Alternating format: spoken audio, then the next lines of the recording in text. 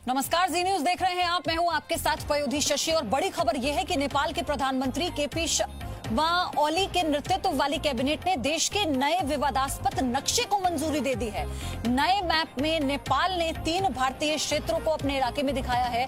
आपको ये भी बता दें, लिंगपियान, धुरा, लिपुलेख और कालापानी नेपाल के नक्शे में दिखाए गए हैं। नेपाल के राष्ट्रपति विद्या देवी भंडारी ने कहा कि ये तीनों ही इलाके नेपाल में आते हैं। विद्या देवी भंडारी ने कहा कि तीनों इलाकों को वापस पाने के लिए ठोस राजनयिक कोशिशें की जाएंगी।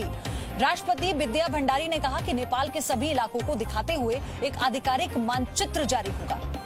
तो ये नई हरकत नेपाल की तरफ से आपने देखी कि 3 इलाके भारत के, जिन्हें अपने नक्शे में दिखाते हुए ये कैबिनेट की मंजूरी के बाद ये नक्शा जारी किया गया।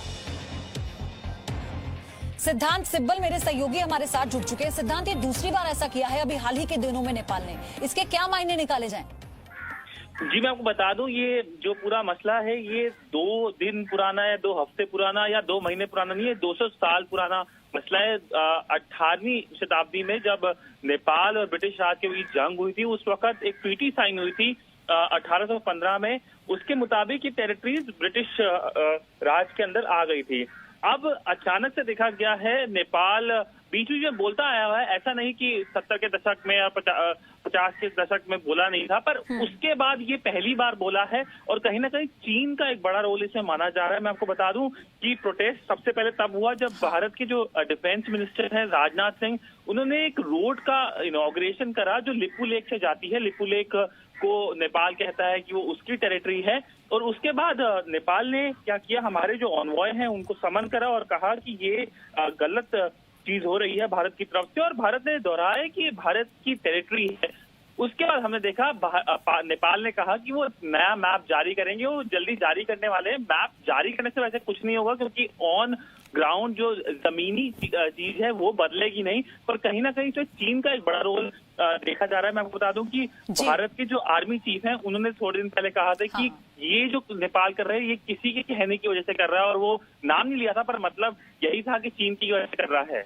बिल्कुल, और क्योंकि सेना प्रमुख इस बात को साफ कर चुके थे कि किसी और का हाथ इसके पीछे हो सकता है।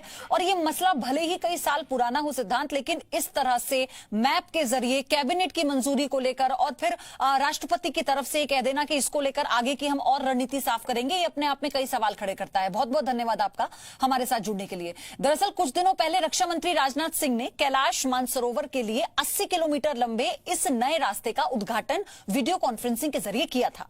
धारचूला से लिपुलेख तक जिस नई रोड का रक्षा मंत्री राजनाथ सिंह ने उद्घाटन किया था, उस पर नेपाल ने आपत्ति जताई। चीन को साधने के लिए यह नया रास्ता सेना के लिए किसी बड़ी कामयाबी से कम नहीं है, क्योंकि सेना के साथ साथ अर्धसैनिक बलों को इस रूट की लंबी अरसे से प्रतीक्षा थी। सेना और अर्धसैनिक बलों के लिए इस नई सड़क का खास महत्व है। चीन सीमा पर सैनिकों के लिए रसद आपूर्ति आसान होगी। लिपुलेख पर ही भारत चीन की लंबी सीमा है। नए रास्ते से सेना के बड़े बड़े वाहन कम समय में बहुत आसानी से चीन के बॉर्डर तक पहुंच जाएंगे। टैंकों को भी आसानी से बॉर्डर तक ले जाया जा सकेगा।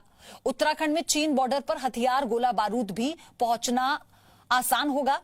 जरूरत पड़ी तो चीन के बॉर्डर पर कम समय में ही सेना के और जवानों की तैनाती हो सकेगी। यानी चीन की चालाकी पर उत्तराखंड के इस नए रास्ते से भारतीय सेना ड्रैगन को पलक झपकते ही मुंह तोड़ जवाब दे पाएगी। और यही वजह है कि चीन नेपाल को बरगलाकर भारत के खिलाफ साजिश कर रहा है।